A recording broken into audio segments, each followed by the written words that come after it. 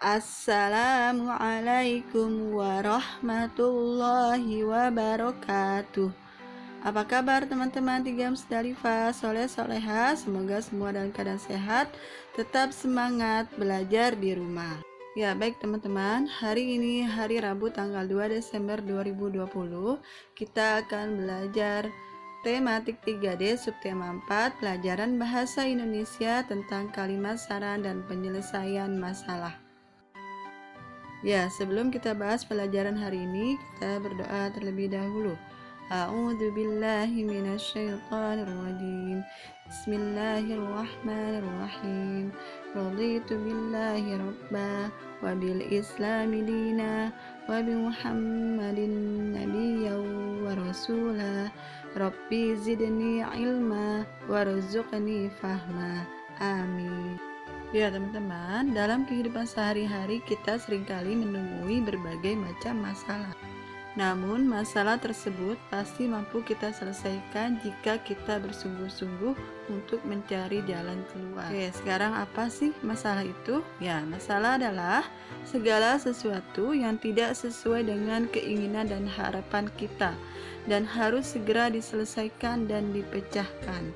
Oke, sedangkan kalimat masalah adalah sebuah kalimat yang mengandung suatu permasalahan dan membutuhkan penyelesaian, solusi, dan jalan keluar. Kalimat masalah biasanya diiringi dengan kalimat yang menunjukkan penyelesaian masalah dan juga diiringi dengan kalimat saran mengenai masalah tersebut. Sedangkan kalimat saran adalah kalimat yang berisi saran, pendapat, usulan, anjuran yang biasanya berbentuk solusi, jalan keluar yang disampaikan kepada seseorang tentang suatu permasalahan. Kalimat saran biasanya ditandai dengan kata sebaiknya, seharusnya, semestinya, hendaknya, lebih baik, ada baiknya, saran saya, menurut saya, harus, usul saya, dan lain-lain. Banyak kata-kata yang menunjukkan kalimat saran.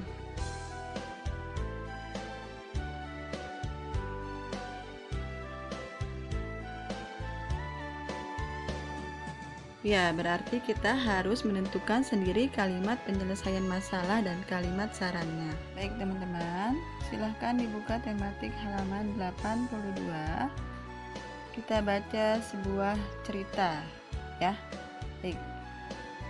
Nina mendapatkan haknya memperoleh pendidikan di sekolah.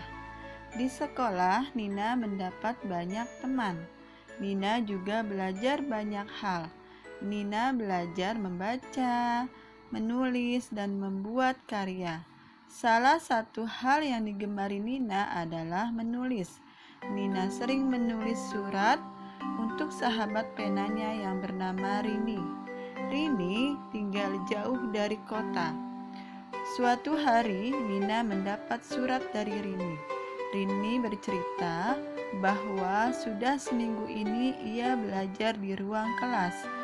Gedung sekolah Rini rusak karena bencana gempa. Sebagian ruang kelas masih dapat digunakan. Namun, ruang kelas Rini tidak dapat digunakan. Meskipun demikian, Rini dan teman-temannya tetap semangat untuk belajar. Nina merasa sedih membaca cerita Rini. Nina ingin membantu Rini. Nina pun mengajak teman-teman untuk mengumpulkan bantuan.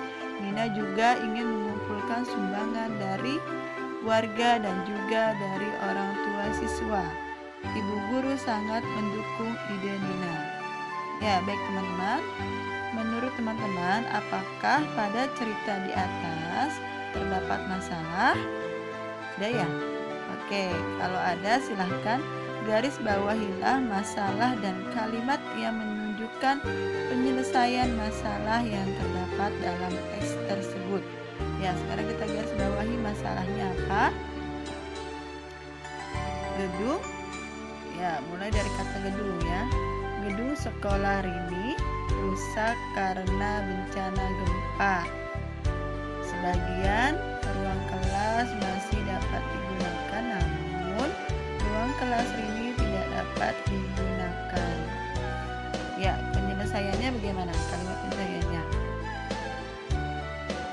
Nina ingin membantu Rini.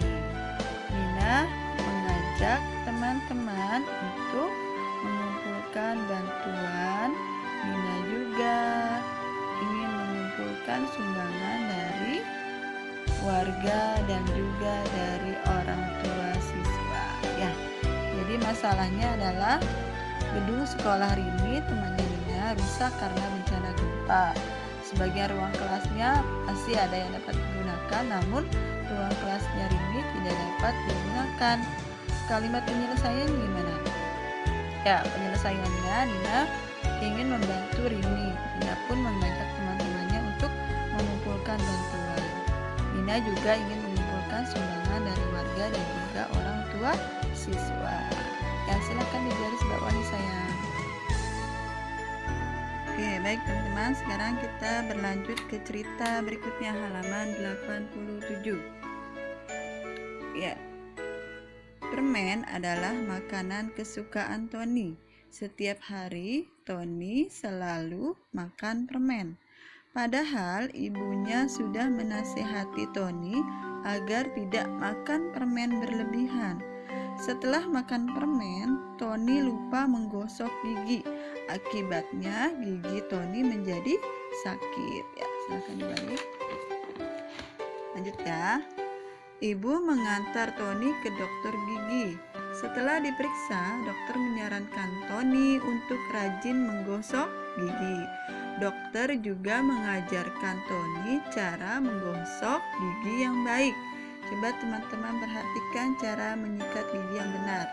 Ya, nomor 1, sela-sela gigi yang atas.